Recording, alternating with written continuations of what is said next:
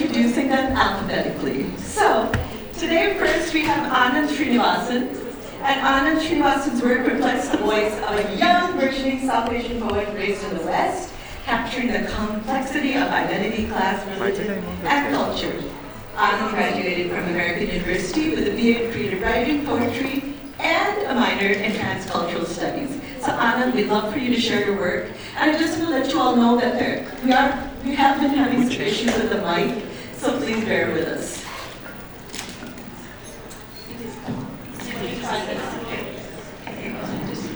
So, here's Anand. Good afternoon, everyone. Today I'll be reading 3 poems. The first poem is called Goodbye Party. It's about a friendship I had nearly 5 years ago. Goodbye Party. I showed you, as much as I could, how mangled I was, that I might have you see me as a friend, that you might figure out what I needed to exhume my cracked codex, like a desperate cesarean attempted trimesters too early. This next poem is titled Cat Heaven. Keep in mind when you listen to this poem that cats are commonly said to have 9 lives. Cat Heaven. The clouds of our own assumptions and accompanying ignorances in foliage, the tree of living lightning, that ever only briefly happens each time in its own way, once, like a lifetime. My final poem is named Lightning. Lightning. Lightning strikes in a downward direction and does not return. But if it were, it would be caught back into the catcher's mitt of the clouds. Thank you.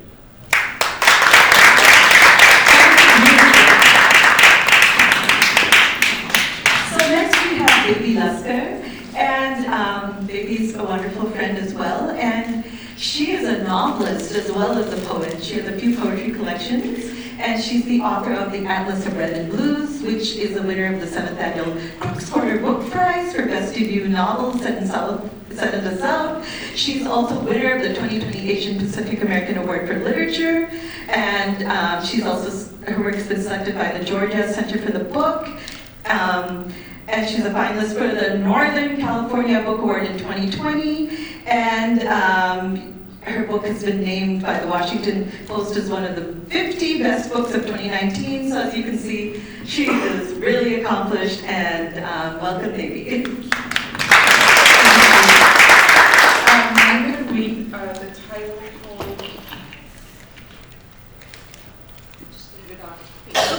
I'm going to read the title poem to my second poetry chapbook. It's called Anastasia Mask. And it's actually available upstairs. Some of my art is being exhibited upstairs, and you can get the book there if you want. Anastasia Maps. Each night, my handiwork charts Calypso's serenade, the arrival of things that can only be made from scratch, a second language learned by the precisionist as she struggles with asts and the correct pronunciation of ochre. Every terminal, a going-away party, a tearful reunion with those hands I shake. How I barter away your first mother just as I buy and sell black marble, stopping for no one. Stealing gala apples from the farmers who plant seeds in rusting cans, the docks chopped and stacked for the sake of cooking fuel. The smell of chicory in the morning as the coffee brews. I lay waste in this bone-white dress, refusing to sit in the back of the bus, fearing my own shadow once history lessons are recited for the last hour before a call to the barber shop, a trip to the big tent, and the theater of the operating table begins, before Phoebus calls it quitting time. Cherubs turn to rain, the tendril oaks guard their Civil War dead. Only in America is the country song refrain, and I can neither answer nor translate what they mean, those people who chant their stories as if their very lives depended on it. A meandering opus, the way the merchants and my grandmother haggle over the price of bitter gourd, but we all pay handsomely for Persephone's meager dinner every autumn. Our laughter is a diaphanous red dress and a dog-eared photograph. I see my own eyes staring back at me just as they were before I breathed in the first winter air, before I watched over the emptying plates and the children swimming in the snake grass, before I named our dolls and we drew their histories with our fingertips onto the night chalkboard. The stars wink and nudge their farewells, a Morse code I can only admire for its distant drumbeat. This is the age of reverse resurrection, the projector playing the reel as I watch the cast of characters who are all me, who are all you, walk backwards toward their stellar beginnings to a time before evolution. They are sure-footed as they know what happens next, what has already happened and what will happen again. They are clocks pulsing time and space. They are ghosts in the antiquated machine, and they know their place. Thank you.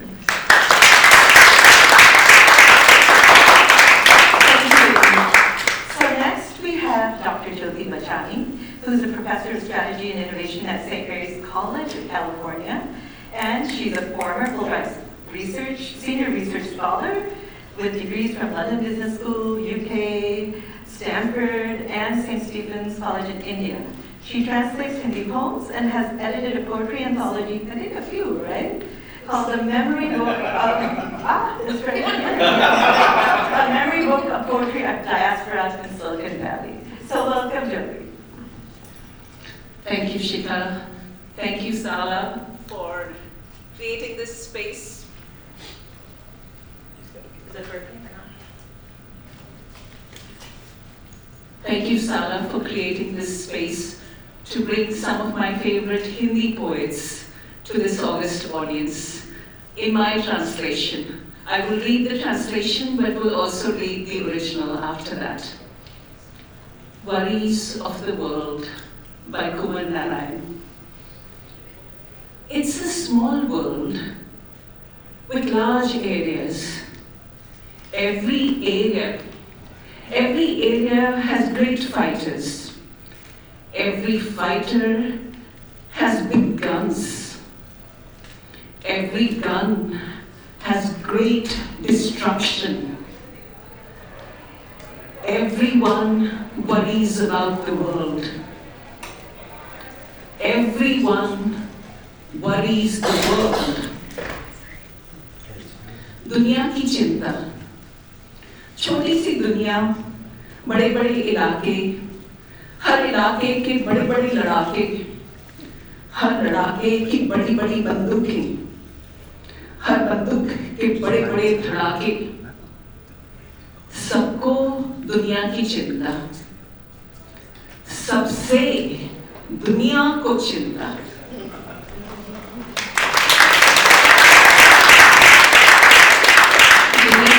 Is by Jacinta Calcutta. Attempt. A squirrel is like a squirrel. A butterfly is like a butterfly. Only humans are joking in their attempt to be human. कोशिश गिलहरी गिलहरी जैसी है, तितली तितली की तरह है, सिर्फ आदमी आदमी की तरह हो जाने की कोशिश में घुट रहा है।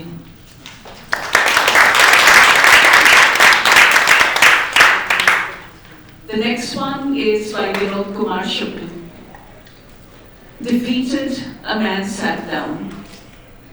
A man I did not know. Defeat I knew. So I went to this man and offered my hand. He took my hand to stand. He did not know me. He knew and offered hand. We both walked together. We did not know each other. We knew walking together हताशा से एक व्यक्ति बैठ गया था। हताशा को मैं नहीं जानता था। हताशा से एक व्यक्ति बैठ गया था। व्यक्ति को मैं नहीं जानता था, हताशा को जानता था। इसलिए मैं उस व्यक्ति के पास गया। मैंने हाथ बढ़ाया, मेरा हाथ पकड़कर वो खड़ा हुआ। मुझे वो नहीं जानता था, मेरे हाथ बढ़ाने को जानता था। हम दोनों साथ चले। दोनों एक दूसरे को नहीं जानते थे, साथ चलने को जानते थे।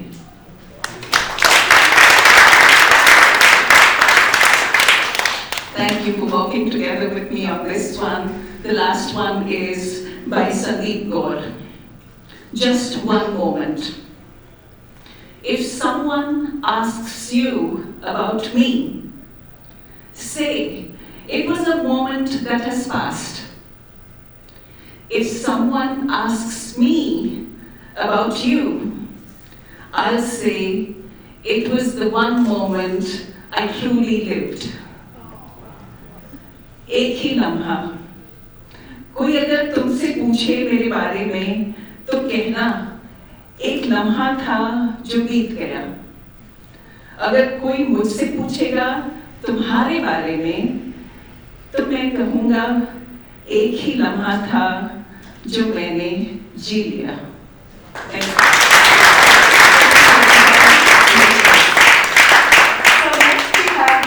Korde, who is poet laureate of Belmont, and she's an artist and advocate for youth engagement in the arts. She curates literary and multicultural events, spotlighting poets, and collaborates with Southeast Asian artists to blend poetry with visual arts, dance, and music. Project Poetry 360, her community-wide initiative, fosters inclusivity and amplifies diverse voices. Her poems have been recognized online, in print, and on radio. Welcome, Monica. Thank you, Shikha. Thrilled to be at SALA once again. I have a smattering of poems today for all of you, and this first one I always enjoy reading it to the youth poets, and I hope you will enjoy it today as well. I can't sit and read this one, so here it is. Awakening the poet within. There is a poem under your breath, words waiting within you. Waiting without knowing where they want to be. Not at the moment, at least. But let me tell you how it works. Each word, shut tight and curled up inside you, is slowly getting closer to finding the light. Open your mouth slightly, even if it is to scream, to say something you are not supposed to tell what you love or don't, to sing of the beauty you see in the world and allow the light to come through. A dot after a dot after a dot. An ellipsis evolving into thought. Effortless and easy, let it move with your breath. Let it begin as a lump in your throat. The season will change and your magnolia tongue will bloom its first flush of pinkish purple. Words will come knowing it is time. Knowing the meaning of owning their space. Knowing they belong. And that you will make the best you can of them. The Greek word for maker is poetess. Dear poet, put your pen to paper and write. Thank you.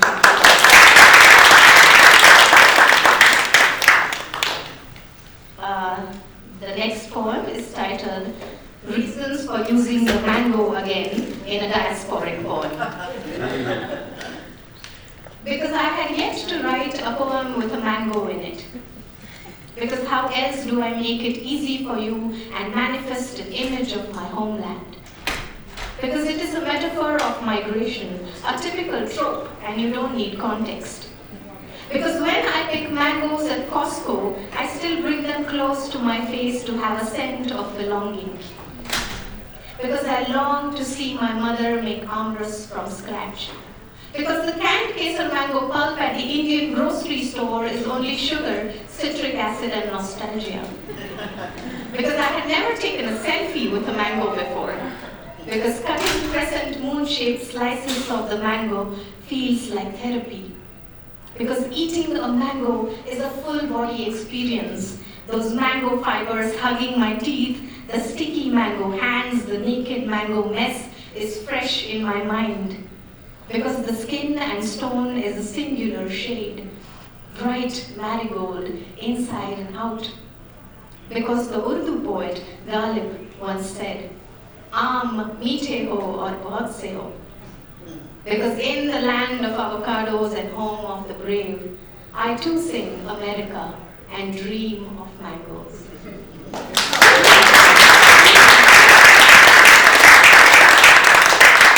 Thank you so much everyone for listening so kindly. My last final offering for today is a poem which is very close to me because of my hometown where I come from. My city is Ahmedabad, and in Ahmedabad the river of Sabarmati flows, and this poem is a memory of that. Riverine. I asked my father to tell me stories from his childhood, of days when he would escape to the wondrous neem tree, branch after branch, carrying his skinny limbs, lifting him high above, only to gaze down at the dancing river below, flowing and full. How did it feel to race down with friends, jump into the hearty river just to have a quick swim? What was it like to sit on the naked shoreline, river-soaked bodies dripping into the white sand, and lazy muddy feet hanging over the blooming river? How did the scent of the river affect the hearts of young boys? My Baba, a man of few words, keeps talking over my questions, and all I see is a shimmering river, constant and free, moving downstream through memory and time. He continues to speak, but I hear him nearly sing when I catch a sliver of the river glistening in his eyes. No dams to hold her back, no walls to close her in. There she runs, dark and deep, Sabarmati, the color of his eyes.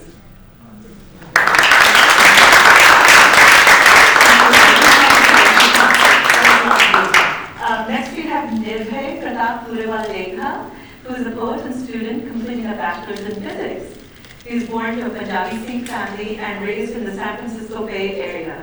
His debut collection, Awake at Dawn, addresses social issues and everyday life. Welcome, Nirbhay. So often when I hear people talking about Palestine, I hear people pointing fingers. Hamas attacked first, or the situation... Wait for that. Oh, you just shut it down. Okay. And forgetting the reality of the situation, the sheer mass of civilians being killed, many of them children, and the families still waiting to be reunited with their loved ones lost since October. This is a poem I wrote about an event that happened in mid-March. A mother had gone to bring her children flour, and when they came back, the building they were staying in was reduced to rubble, and the children were dead.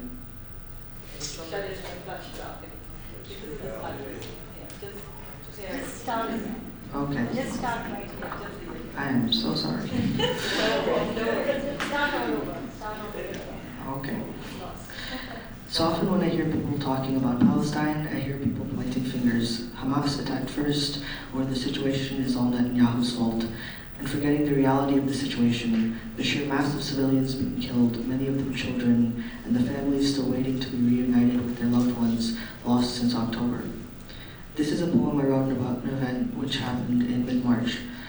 A mother had gone to bring her children flour, and when they came back, the building they were staying in was reduced to rubble, and the children were dead. It is from the perspective of one of the children.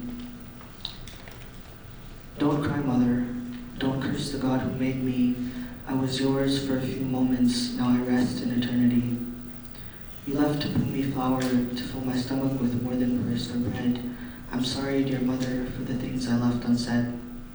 how very much I loved you, how selfless and brave, how caring you were when the world fell apart and the skies were red with flames. Those same flames that took me from you before you returned, those same flames launched carelessly from those who believed we deserved to burn. I'm sorry, dear mother, I wish we had said goodbye. I'm sorry you had to see all your children die. This next poem is from my book Awake at Dawn and is about climate change, the instability of our systems, the, in my view, inevitable collapse, and the hope for a new way forward in the ashes of our world. It's called Flowers in Antarctica. There's flowers blooming in Antarctica. Yellow and green create carpets and weave over the icy slopes. These beautiful bushes pushing snow, creating an undergrowth, the seeds of a forest that once was and may once more grow. These flowers are a warning, an ancient tablet preparing for tsunami, the stones in a river that read caution, hunger is coming, if you see me weep, these flowers should be terrifying. Like God's face, it is something we shouldn't see.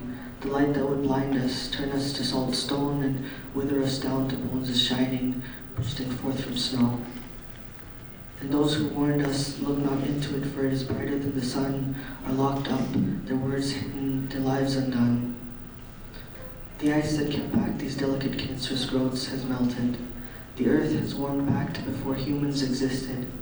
Viruses, bacteria, and other once frozen menaces have pushed forth from permafrost, riding our climate crisis' horse. They have come our souls to reap. We, the signs are here, see the divine face and let loose tears. Humans, just like flowers, are resilient. When the frost grows over us, we will wait, be patient. Once our towers have tumbled, our hierarchies crumbled, we will be free to grow like flowers in a desolate frozen land. Thank you.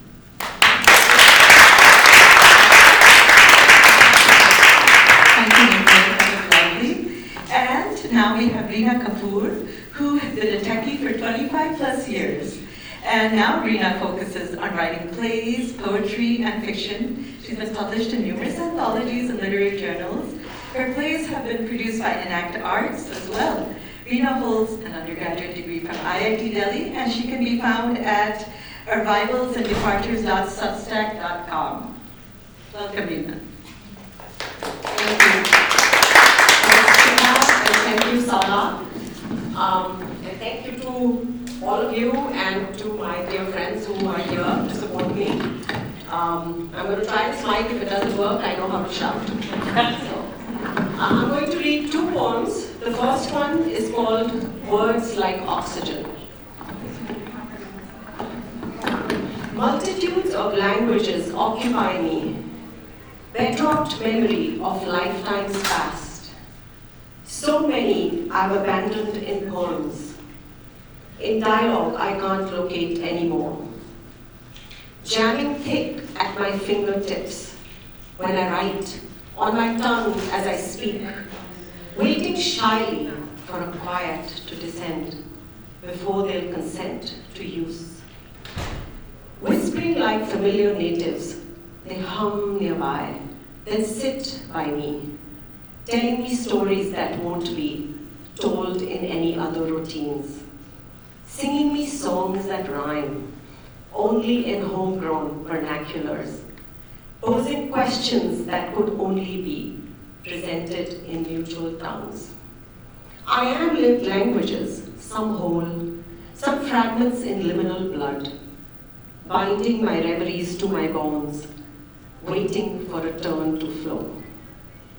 Errant words bubble to these lips, like oxygen in a corrupted pond, sustaining natives and prodigals without punishment or grudge.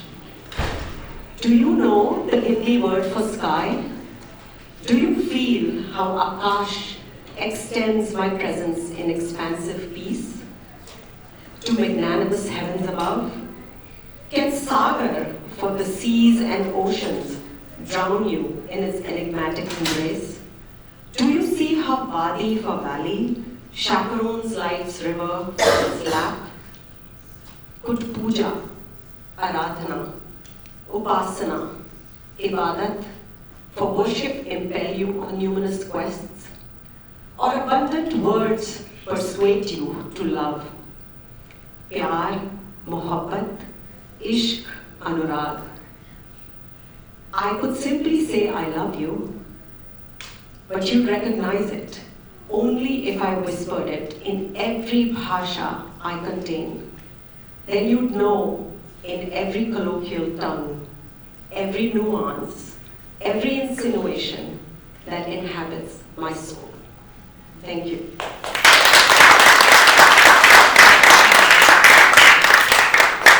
Thank you. My next poem is a little less loving, it's a little angry.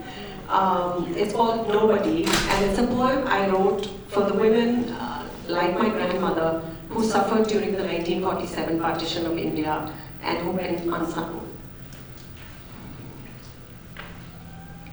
Nobody.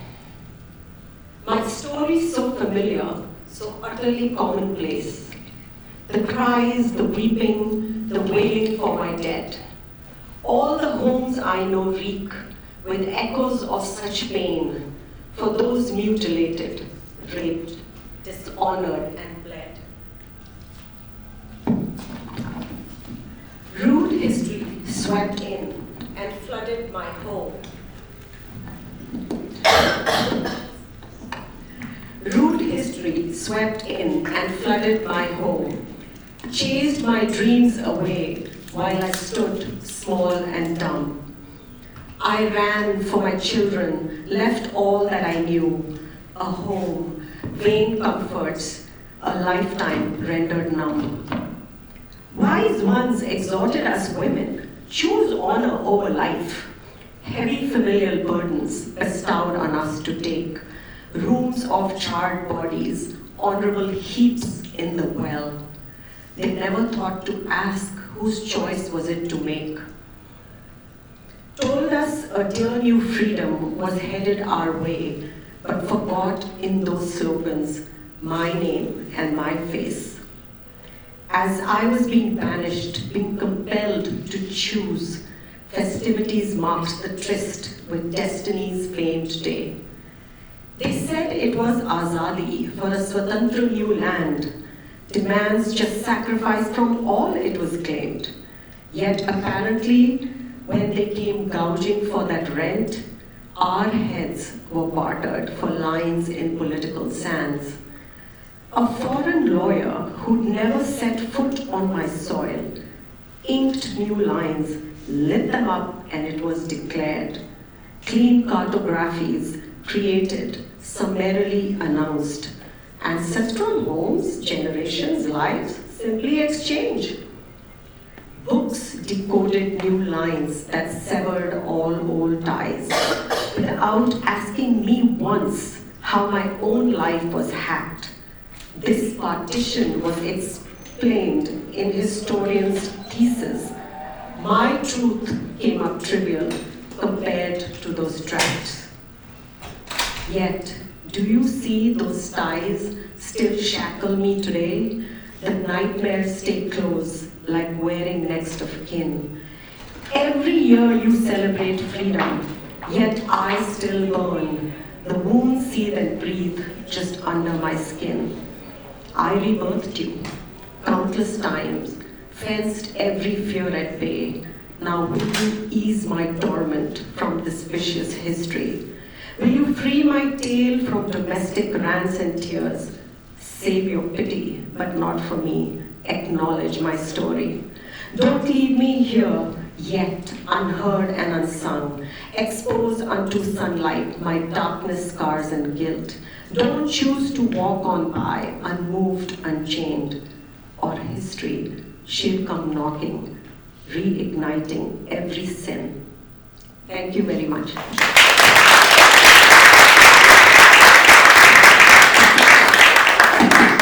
Thank you, everyone. And now I'd like to close the session by sharing a poem of my own. My name is Shikha, and I'm a poet and writer and the author of 2 books. The latest one is called Anand by Jyoti, A Life in Poems. So this, I'm going to be sharing a ghazal in English form. It's called Ghazal of Skin. They tell tell us to be comfortable in our own skin, this troubled inheritance of more melanin they call skin. Our mothers shielding us from the sun when we are young.